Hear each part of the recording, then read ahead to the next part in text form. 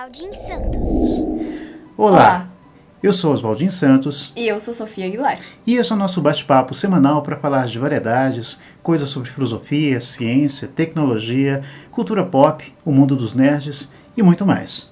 E quem sabe nessas conversas nós não encontramos a pergunta fundamental para o sentido da vida, do universo e tudo mais, que como nós já sabemos, tem que dar 42. Bem, este é o nosso terceiro episódio e o assunto de hoje é o início do universo. Como é que tudo começou? Um dos grandes questionamentos da humanidade que as religiões, a filosofia e até a galera do boteco já tentaram responder é: de onde nós viemos? Ou então, como é que tudo isso começou? Então, se você quiser saber como andam as pesquisas científicas nessa área, as interpretações da filosofia e de diferentes culturas sobre o surgimento do universo, vem com a gente. Tem que dar 42. Episódio 3, Ovo Cósmico, Big Bang ou Gênesis, como o universo começou? Meu nome é Oswaldinho Santos, e se você quiser saber mais sobre o meu currículo, as coisas que eu faço, os meus interesses, dá uma olhadinha nas minhas redes sociais, no Twitter, no Instagram, no Facebook e principalmente no LinkedIn, onde você encontra o meu currículo completo. Meu nome é Sofia Aguilar, eu sou embaixadora da IAAC, que vai ser explicado depois. E também sou roteirista dos canais Oswaldinho Santos e As Pituchas. Muito bem. E se você quiser saber mais sobre o nosso TQD 42, ou Tem que Dar 42, consulte as nossas redes sociais, no Instagram, no Twitter, no Facebook e também agora no YouTube, no nosso canal Oswaldinho Santos. Tem uma playlist lá chamada Tem que Dar 42. Confere lá. Além disso, nós também estamos nos seus melhores agregadores de podcast. Beleza, e para a gente começar, vamos então ao nosso Momento 42. Momento 42. De acordo com a tradição judaica, 42 é o número com o qual Deus criou o universo, segundo a Kabbalah ou Cabala. Momento 42. Pois é, de acordo com a cultura judaica, o mundo foi criado com poder oculto nas 42 letras que estão ali nas primeiras palavras do poema Ana Becoá. Para a gente entender um pouquinho melhor isso, a gente tem que explorar um pouquinho mais a cultura judaica, explorar um pouquinho lá o hebraico, né, o alfabeto hebraico, os conhecimentos de Kabbalah ou Cabala e gematria. Para quem não sabe, as primeiras letras do Gênesis, as primeiras palavras do Gênesis estão divididas em 7 linhas, cada linha tem 6 palavras. Ao todo são 42 palavras nesse comecinho. E conta-se para essa estatística aí as primeiras letras de cada palavra. Portanto, nós temos 42 letras. E essas 42 letras, ao mesmo tempo que formam o nome do Todo-Poderoso, elas são as letras fundamentais para a criação do universo. E aí é interessante que a gente tem que explorar um pouquinho o que é a Kabbalah, ou Kabbalah. Ela originalmente desenvolveu lá dentro do domínio do pensamento judaico, lá no comecinho, e ela tem um pouco a ver com as culturas clássicas judaicas, quando a gente está falando ali do misticismo judaico, e os cabalistas tradicionais acreditam que a origem dela, da Kabbalah, tem a origem lá na base mesmo do judaísmo, no comecinho de tudo. Uhum. O interessante é que a Kabbalah, ela começou, por exemplo, lá na época de Abrão. Para a gente entender um pouquinho mais a importância que as letras têm dentro da Kabbalah, a gente tem que lembrar que Abraão, na Bíblia, ele não chamava-se originalmente Abraão, né? Era Abrão. Com um A só. Com um A só. E depois de um determinado momento, que Deus virou para ele e falou que a partir daquele momento não se chamaria mais Abrão, seria Abraão. E aí ele repassa esse poder dele para o filho Jacó, e aí vai para José, e aí vai por assim, até chegar lá no Egito, né? O interessante disso aí é que esse poder que Abraão teria seria um pouco daquele poder que o próprio José teria lá no Egito para decifrações, para decodificar os sonhos do faraó. Isso tem tudo a ver com a gematria. A gematria na cultura judaica é como se fosse a nossa numerologia. É você atribuir para cada letra do alfabeto um valor e você explorar o valor das palavras. A gematria, portanto, seria esse estudo, essa análise das palavras bíblicas logicamente utilizando o alfabeto hebraico, e as palavras têm que estar escritas no hebraico, e dando lá o valor para cada letra. Existe desde lá na Torá, desde lá no Pentateuco, desde o comecinho da Bíblia. Cada letra tem o seu valor, e assim a gente calcula o valor das palavras a partir do somatório das letras que estão compondo a palavra. Um exemplo clássico que a gente dá é, por exemplo, a palavra shin, né? Aliás, shin não, vamos lá usar o ard. O ard é unidade. Eu falei do shin porque a gente estava conversando antes sobre os shin, né? Shin, shun, Cavaleiro Zodíaco. Ard, ou achad, era unidade. E a palavra arrebá significa amor. E as duas, quando você faz a gematria, elas têm exatamente o mesmo símbolo, o mesmo número, né? O número 13. E esse número seria o número, por terem o mesmo número, a gente poderia afirmar que amor é unidade. Amor e unidade têm a mesma essência. Então, as 42 primeiras letras lá do poema da Ana Becoá têm uma simbologia muito grande na criação do universo. E isso é uma explicação totalmente religiosa, né, baseada lá nos princípios religiosos, para poder explicar lá como é que o mundo começou. Mas não é só isso, né? A gente tem outras ideias sobre o surgimento do universo. Isso aí. Então, historicamente, nessa questão da ciência e da filosofia, sempre houveram muitas teorias sobre como o universo tinha surgido, sobre como tudo isso começou mesmo. E essas primeiras teorias filosóficas, elas surgiram com os gregos. Os gregos, eles gostavam muito de explorar essas coisas. E depois disso, essas teorias foram evoluindo com o passar do tempo. Foram agregando conhecimento, tanto do Oriente, né? Isso, do Oriente, do Ocidente, até que veio a lei da gravitação universal, de Newton, que foi uma mudança, assim, um giro de 180 graus, que fez com que as coisas ficassem muito mais claras e pudessem explicar melhor. Só que a cosmologia, que é a ciência que estuda a história do universo como um todo, como o universo, o todo mesmo, só foi se consolidar em 1917, com a teoria da relatividade de Albert Einstein mesmo. 1917 ou 15? Acho que 1915, né?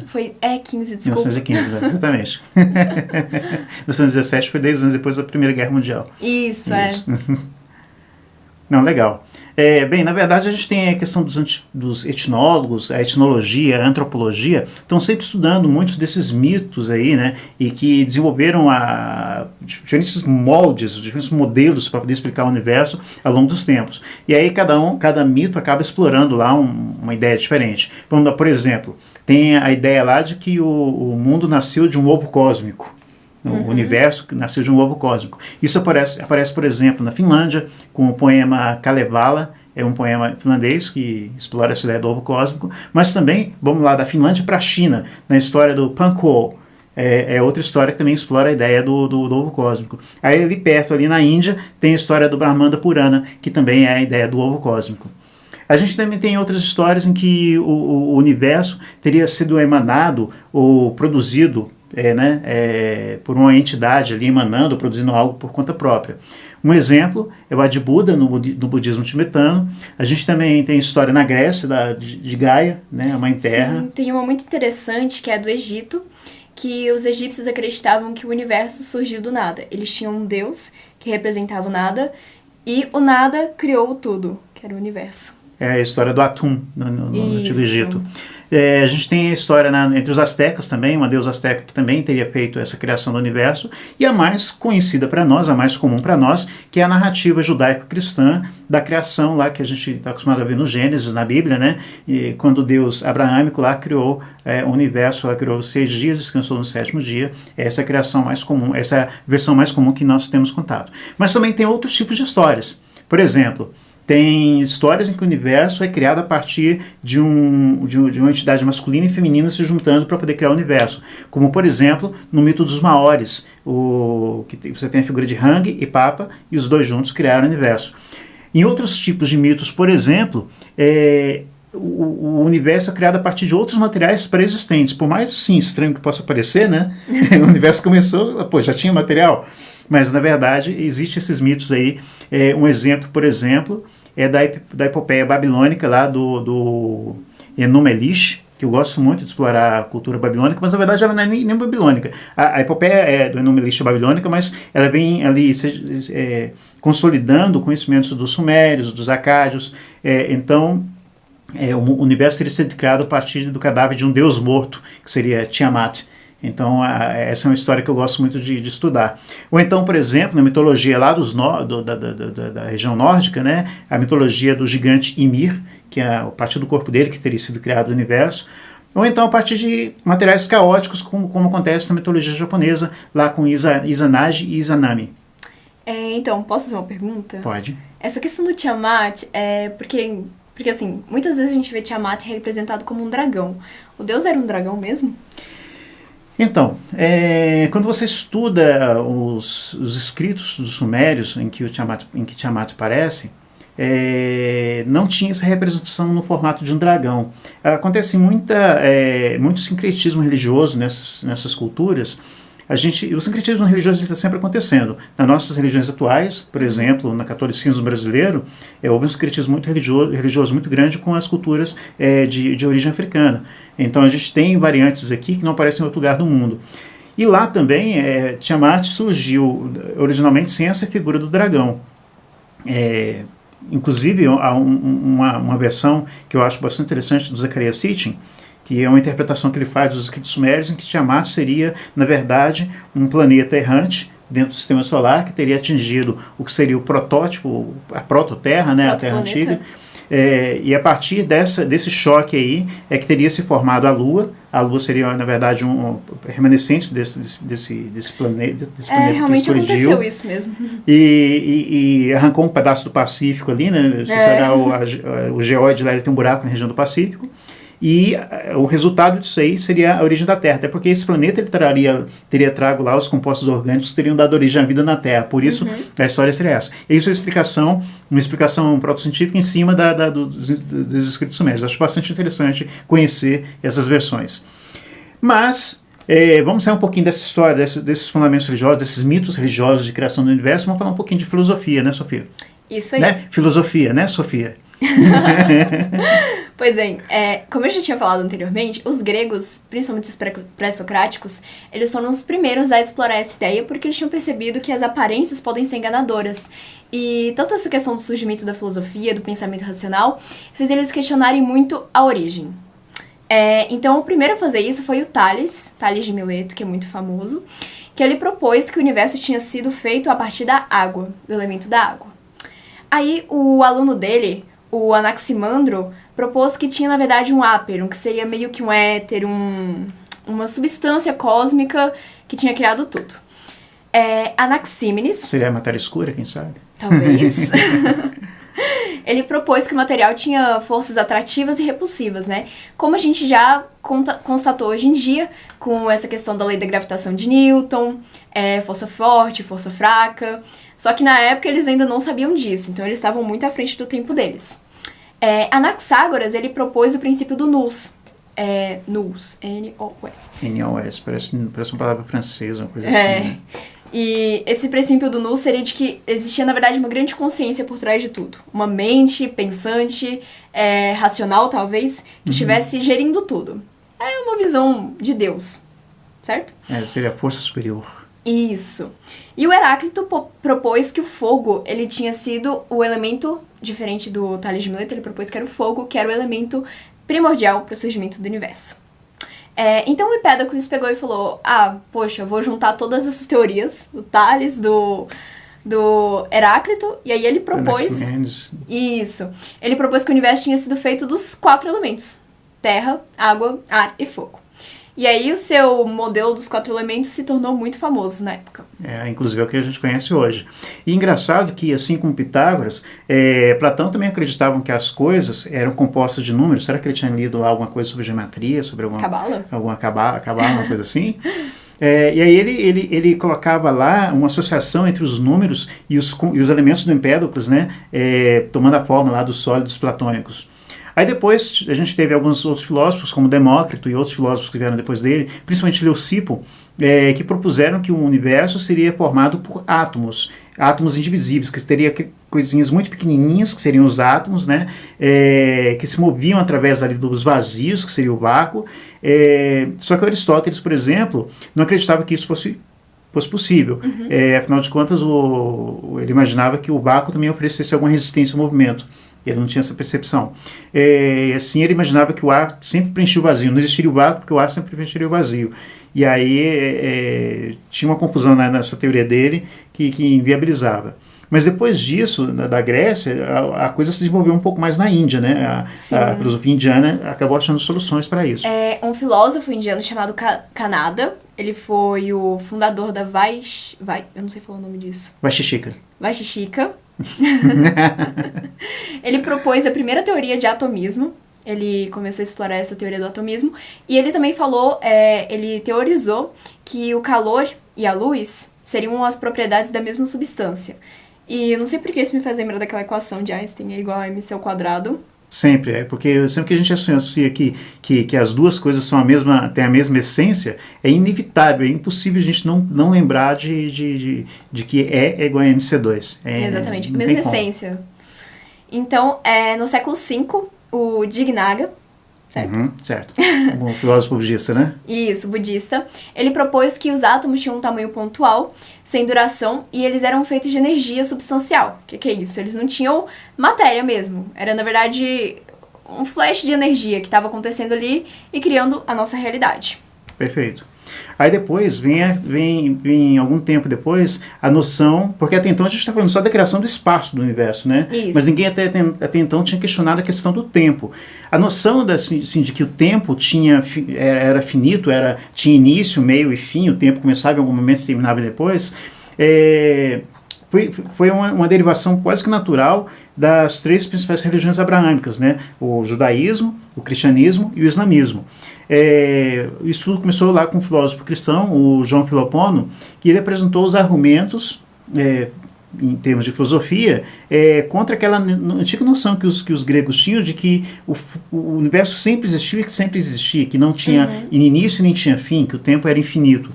Então, esses argumentos do Filopono contra esse passado infinito começaram a ser incorporados por outros filósofos, como, por exemplo, um filósofo muçulmano clássico, que é o Al-Kindi, um outro filósofo judeu também, que é o Saadia, e um teólogo muçulmano, Al-Ghazali. Todos eles começaram a utilizar esse conceito, que casava muito bem com o princípio dessas três religiões, que têm a mesma origem lá, a origem abraâmica. Mas aí, a filosofia continua até hoje ainda questionando essa questão de onde nós viemos, né? Mas a ciência também começou a procurar respostas para isso. E no campo científico, Sofia? Conta para nós. Bom, antes de eu explicar primeiramente essa questão de como é que eles começaram a buscar essas respostas, eu queria falar um pouco sobre efeito Doppler. Fundamental para a gente poder entender como é que a ciência começou a pesquisar e tentar entender essa questão do universo. Sem entender o efeito Doppler, não rola. Então, quando a gente vai falar de ondas eletromagnéticas, tem uma coisa que é chamada o espectro. O espectro eletromagnético, ele é composto de todas as frequências de onda que a gente pode ver e não pode ver. Então vai ter as frequências que são visíveis, que são as cores que a gente conhece, e tem as que não são, que é tipo raio ultravioleta, ou então infravermelho, raio-x, micro-ondas. Isso.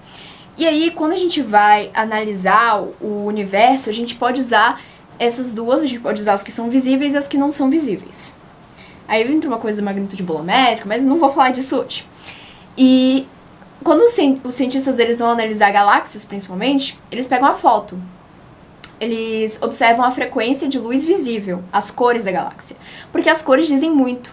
Acontece uma coisa que é o efeito Doppler, que a frequência de onda, ela muda. Tem uma variação. Posso tentar explicar o efeito Doppler? Eu gosto do seu jeito. Eu tenho uma analogia muito legal. Ótimo. Você já ficou parado na beira de uma rodovia, ouvindo os carros passarem? Já viu que os carros vêm fazendo barulho? Vêm...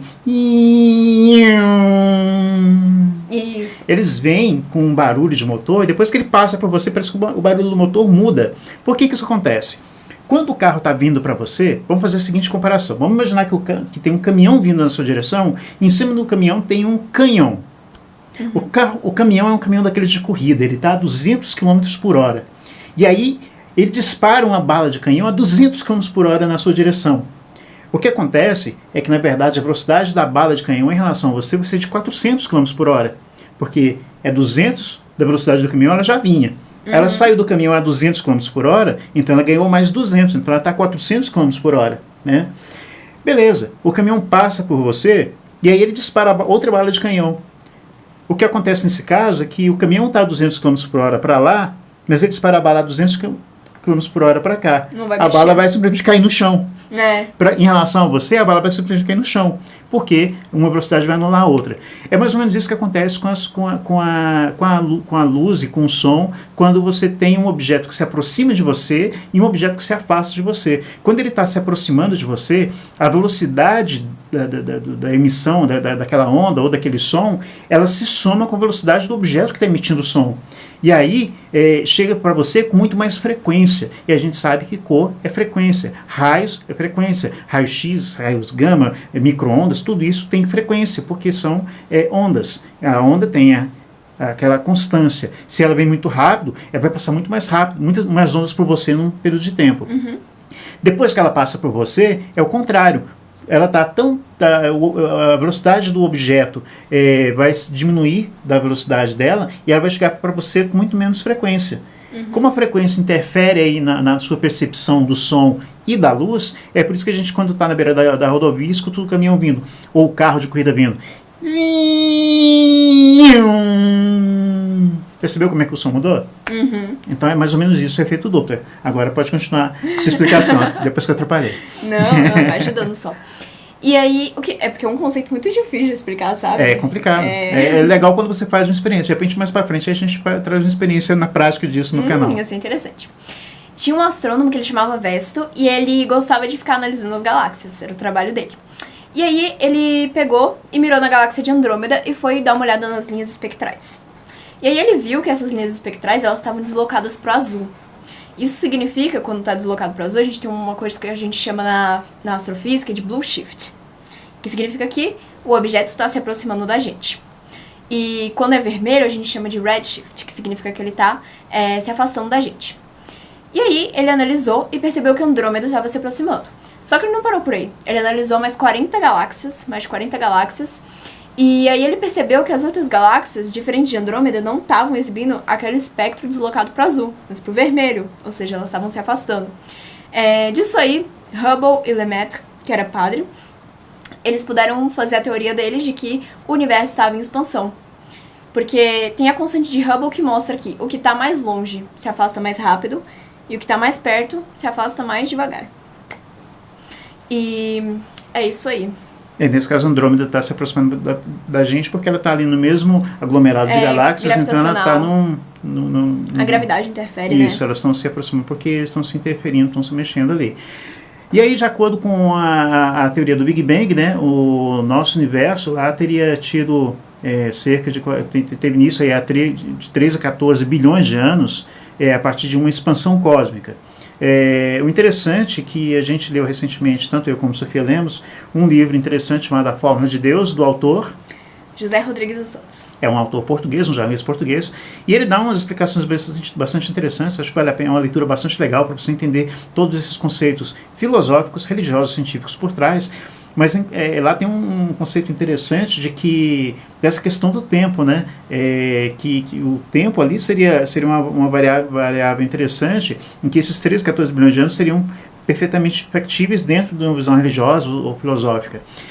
E aí, nessa teoria lá da expansão cósmica, da teoria do Big Bang, toda a matéria e toda a energia estavam concentradas ali num único ponto, muito denso, né? Que a gente chama de singularidade. E aí, essa matéria toda a matéria do universo sofreu uma violenta expansão. Lembrando que expansão não é explosão, né?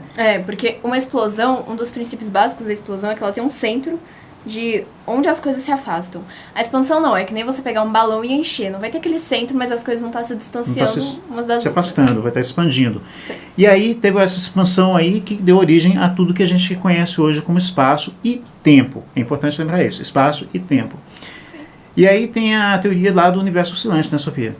A teoria do universo oscilante é que o universo ele surge da expansão, expande, até um momento em que as forças gravitacionais superam as forças de expansão do universo, e aí tudo começa a se juntar de novo naquela bolinha pequena que nós conhecemos como singularidade.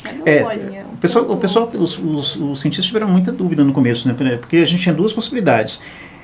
Ou as coisas podiam ter começado expandido e de repente a velocidade de expansão dela era tão grande que a gravidade não conseguia puxar de volta e o universo nunca ia parar de se expandir. Outra possibilidade era do universo se expandir, a gravidade puxar de volta e ele se encolher de novo, de volta naquele ponto inicial que a gente chama de Big Crunch, né? Big Crunch. É o Big Crunch, que seria o contrário do Big Bang. O universo teria nascido no Big Bang e ele se encerraria no Big Crunch. E existe uma terceira possibilidade, que é uma possibilidade, mas estatisticamente era muito pouco provável, que é do universo se expandir até atingir um ponto de equilíbrio, em que ele para, não cresce e nem contrai. Ele vai se estabilizar num ponto de equilíbrio. Só que a quantidade de variáveis que tem que acontecer, assim, a quantidade de coincidências que tem que acontecer para poder chegar nesse estágio seria tão absurda que é você pegar uma caixa, um caminhão cheio de palitos de dente, jogar para cima e esperar pegar uma agulha no meio. Entendi. É mais ou menos isso. Posso fazer uma reflexão aqui? Sim. Que não sei porque eu me lembrei disso, mas tem a teoria das dimensões sobre o tempo, que você acha que o tempo surgiu junto com o espaço ou o tempo já existia antes do espaço? Pois é, essa é uma questão interessante, que eu sou obrigado a relembrar o livro da fórmula do universo, da fórmula de Deus, né? Depende de no que você acredita. Tudo isso são teorias, logicamente. As suas teorias têm, as teorias com que você mais se simpatiza, logicamente, tem que casar com suas convicções filosóficas e religiosas. Uma coisa não dá para conflitar com a outra. Ou se elas conflitarem, você vai estar na eterna busca de tentar atingir o ponto de equilíbrio. Na minha opinião, eu gosto muito de uma das teorias que foi apresentadas no livro. E aí, nessa visão, a gente tem que lembrar uma coisa importante. O tempo, ele varia de acordo com o espaço, né? A teoria da relatividade apresentou esse conceito, e esse conceito foi constatado depois. O tempo é relativo, o tempo muda. Tem aquela experiência famosa dos gêmeos, né?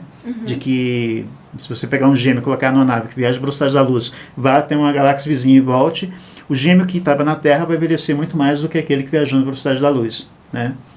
Porque aquele que viajou na velocidade da luz está exposto a uma relação de espaço-tempo diferente. Então, considerando essas variantes todas, eu não quero dar spoiler do livro, mas eu gosto muito da ideia de que o tempo, no início dos tempos, seguia um tempo diferente. Os primeiros segundos ali da criação do universo, um segundo não tinha a mesma noção de um segundo que tem pra gente hoje. Porque era muita coisa junto, a gravidade era muito grande. A gravidade era muito intensa ali, então a gente pode fazer um paralelo, né, que a gravidade no espaço-tempo, ela funciona como se você tivesse um tecido aqui, um ponto de muita gravidade é como se você pegar um pedaço de tecido e puxar para baixo. Tem uma experiência do Iberê Tenório muito interessante para mostrar isso, que eu acho muito legal. Ele fez justamente isso, pegou um tecido e puxou um buraco embaixo. Então aquele buraco é um ponto de atração gravitacional. Você joga uma bolinha, as coisas vão sendo atraídas por aquele ponto ali. Né? E essa deformação no espaço, ela também acontece no tempo. Então, coisas que têm muita gravidade, pontos de muita gravidade, têm um tempo também completamente alterado. Tem até um episódio de Stargate, né? Lembra? Que eles estão sendo capturados por um buraco negro. E o tempo começa a passar extremamente... Não tem problema nesse vídeo, não. O tempo começa a passar extremamente lento na... Eu lembro daqueles que a Samantha conseguiu parar, e aí eles estavam tentando fugir da nave, aconteceu um negócio assim também. Tem também que eles estavam tentando voltar, fugir essa coisa do... Mas esse outro episódio que eu tô lembrando é bem legal, porque eles estão presos, eles abrem um portal do Stargate para conectar com um planeta, só que eles não sabem que aquele planeta estava sendo engolido por um buraco negro. E aí toda a atração gravitacional do buraco negro começa a engolir a Terra também, por dentro do portal. E aí o tempo começa a passar bem mais devagar ali, até chegar ao ponto de você, numa distância de 10 metros, ter diferentes noções de tempo.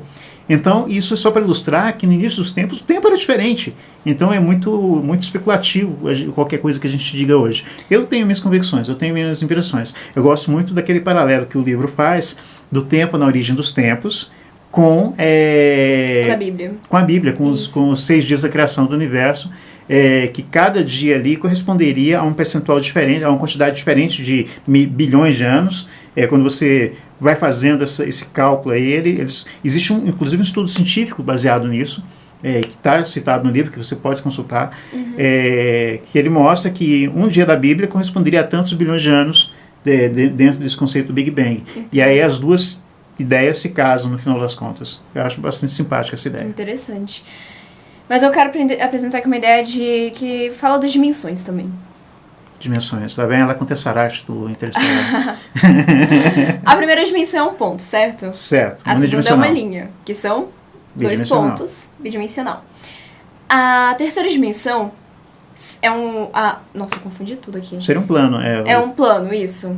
Mas não faz sentido, porque a terceira dimensão tem que ser as 3 dimensões que a gente tem com profundidade. Ah, tá. É que você está falando de deslocamento, né? Porque no unidimensional, a unidimensional é uma linha. Isso, desculpa, Sua posição é confundi. dada por um ponto. Isso. No bidimensional, É um plano. você tem um plano e a sua posição é dada por 2 coordenadas, que seria ali o cruzamento de 2 linhas. Aham.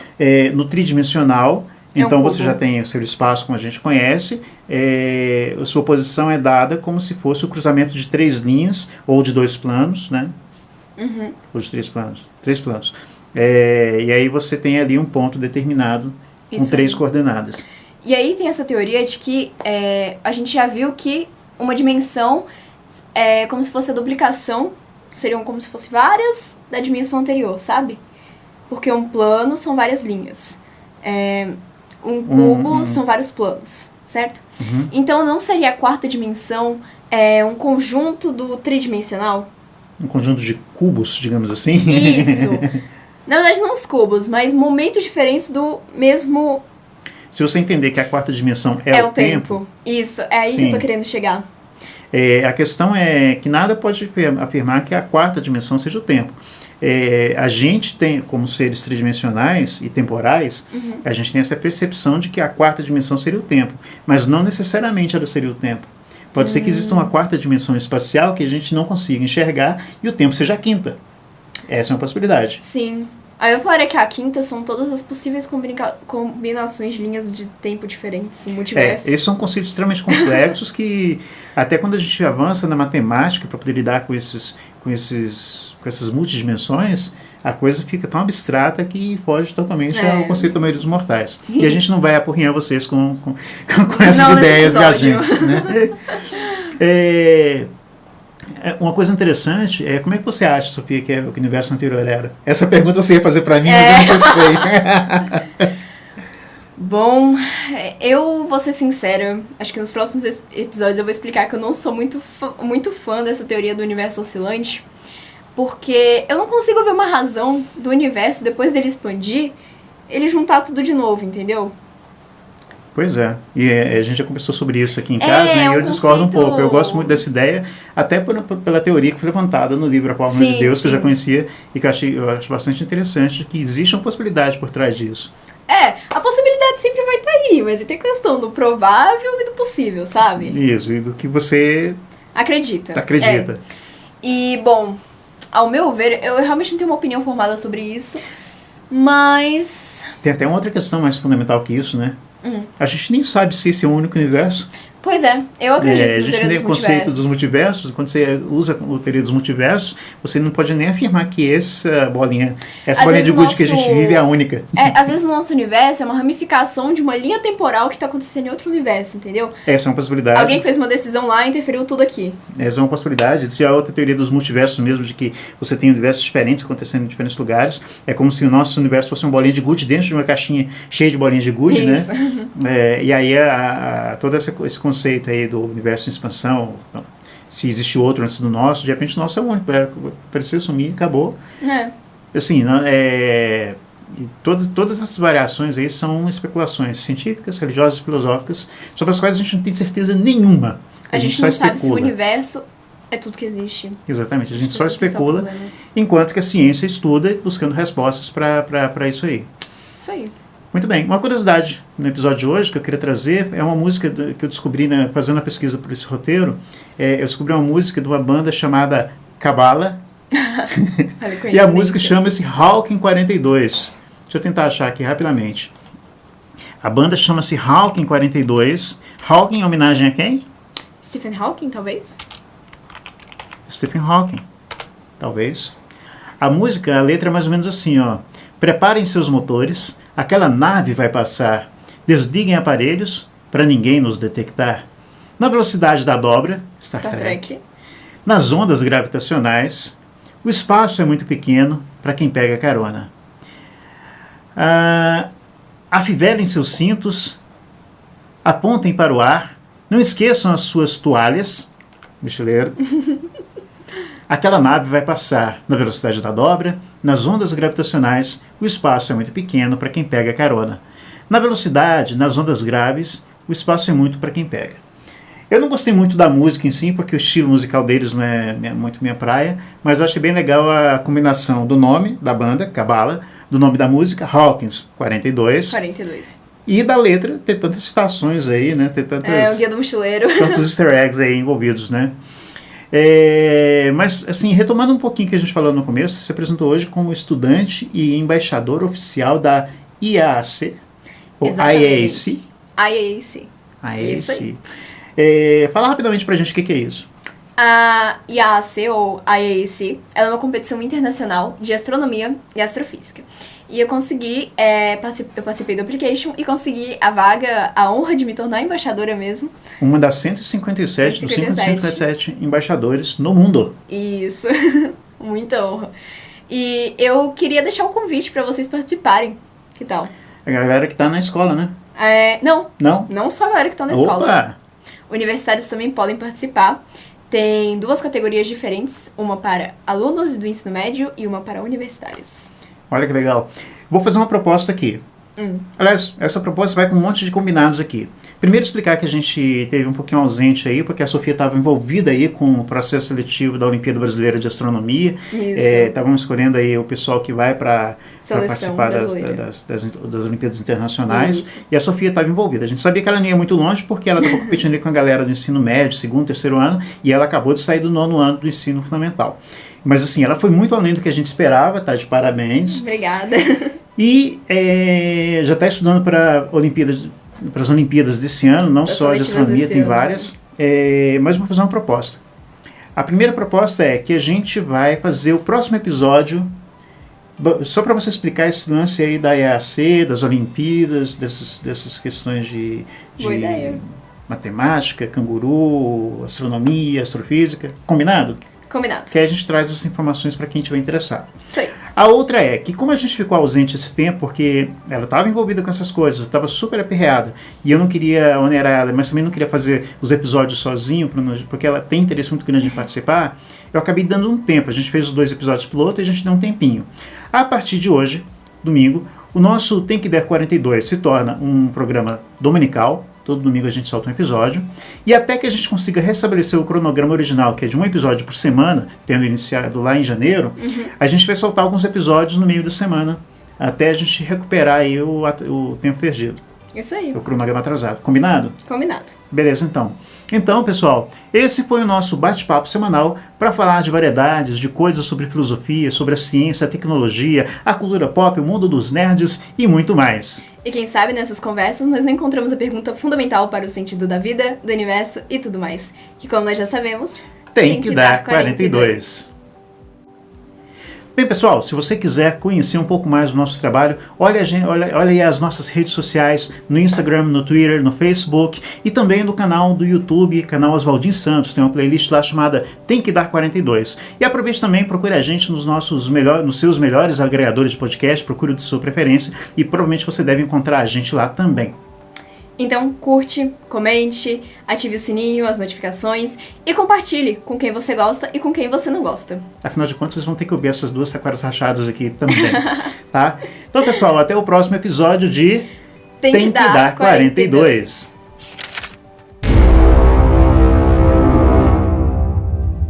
Tem que dar 42.